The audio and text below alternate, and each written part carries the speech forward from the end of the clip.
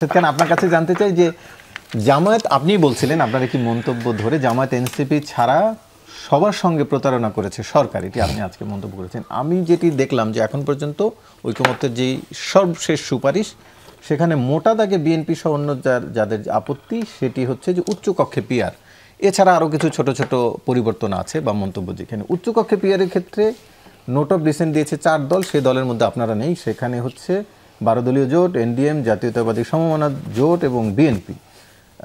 তাহলে শুধু এনসিপি আর জামাতকে খুশি করলো?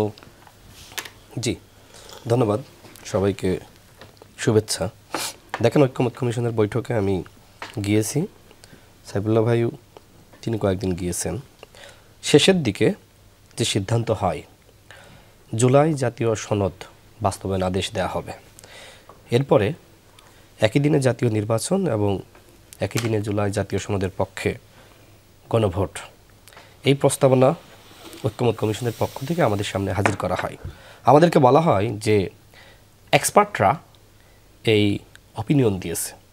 12 দলীয় জোটের সমন্বয়ক সৈয়দ এহসান হুদা, নিশ্চয়ই চিনেন, এহসান হুদা যখন প্রশ্ন করেন যে কারা এই প্রস্তাব দিল, তখন আলী রিয়াজ স্যার বলেন এক্সপার্ট। আপনি নিশ্চয়ই জানেন যে আমাদের এক্সপার্ট আছে। তো সে সময় বিএনপি বলেছিল, সালাউদ্দিন আহমেদ সাহেব, যে গণভোট নির্বাচিত সংসদ হওয়ার পরে। কিন্তু আমরা বললাম না, আগে হইতে হবে। দুঃখিত, আগে না, মানে ভোটের যে প্রস্তাবনা দিয়েছে সেটির আলোকে হইতে হবে। পরে আমাদের আলী রিয়াজ স্যার তিনি বললেন যে তাহলে আপনারা বসেন, এই কমিশনের বাইরে আপনারা একটু বসেন। সাকিব ভাই বললেন যে ঠিক আছে, আমরা একটু বসব। তিনি উদ্যোগ নিয়ে আমাদের 9টি দলকে বসালেন। বসার পরে সেখানে এনসিপি, আমরা, এবি পার্টি, গণতন্ত্র মঞ্চের 6টা দল, এই 9টা দল আমরা একমতে আসলাম যে একই দিনে গণভোট এবং একই দিনে জাতীয় নির্বাচন।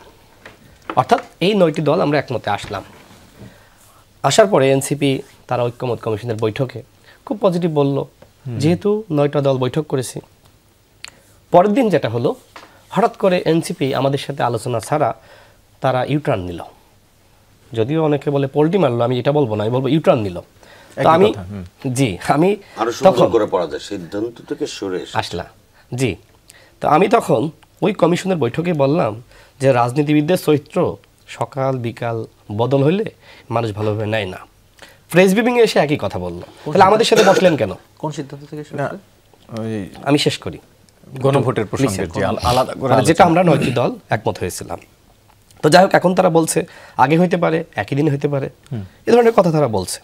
তো যাই হোক, বিএনপি পরে চেয়েছিল, আমরা তাদেরকে কনভিন্স করলাম, তারা আমাদের সাথে ঐক্যমতে আসলো।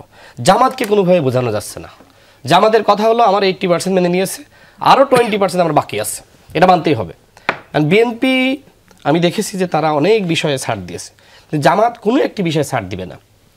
এই কাজগুলো আসলে কেন করা হচ্ছে? এমনকি এনসিপি ছাড় দিয়েছে, গণপরিষদ নির্বাচন নিয়ে তাদের দাবি ছিল, সেটা তারা ছাড় দিয়েছে।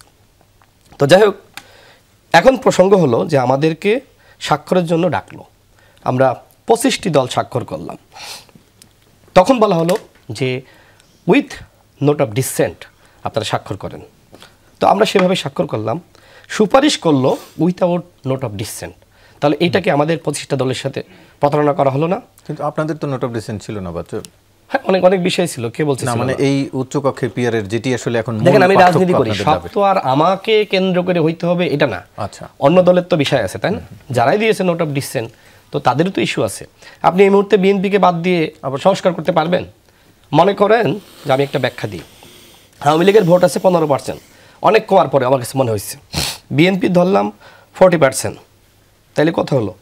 55। এর মধ্যে অন্যান্য আরও দল যা আছে আওয়ামী লীগের সাথে বা বিএনপির সাথে, সব মিলিয়ে যদি 60% ধরি, জামাতের আছে 10%, তাহলে শুধুমাত্র জামাতের 10% আর এনসিপির 3% বা 2% যাই আছে, এই ভোট নিয়ে কি আপনি জুলাই জাতীয় সনদ বাস্তবায়ন করবেন? এটা সম্ভব?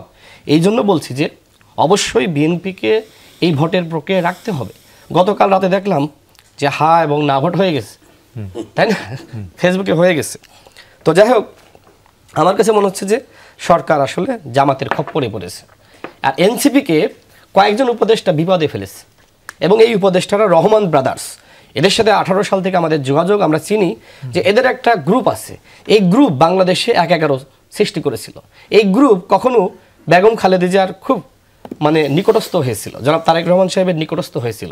পরবর্তীতে বেইমানি করে তারা 1/11 ঘটাতে সেনাবাহিনীকে, ফখরুদ্দিন মঈনুদ্দিনকে সহযোগিতা করে। সেই গ্রুপের খপ্পরে পড়েছে ডক্টর মোহাম্মদ ইউনূস, এবং তাদের একজনকে ডক্টর মোহাম্মদ ইউনূসের খুব কাছের একজন উপদেষ্টা বানিয়েছে।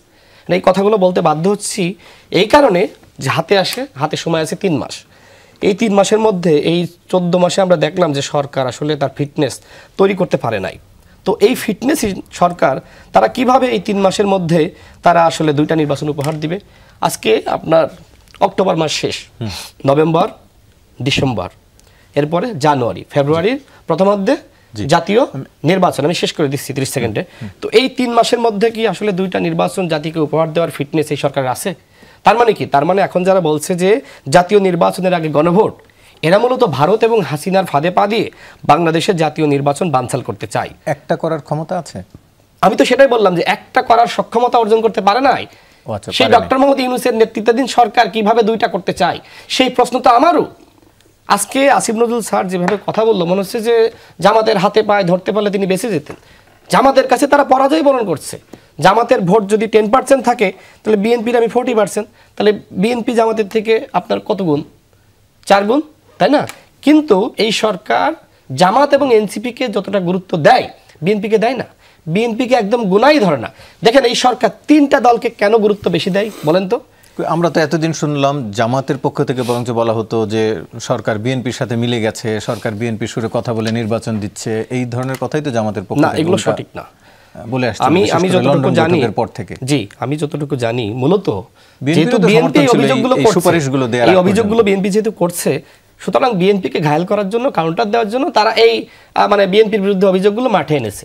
মূলত আপনি দেখেন বিশ্ববিদ্যালয়গুলোতে ভিসি নিয়োগ, ডিসি নিয়োগ, এসপি নিয়োগ, এই নিয়োগের মধ্যে 60% জামাত এবং এনসিপির।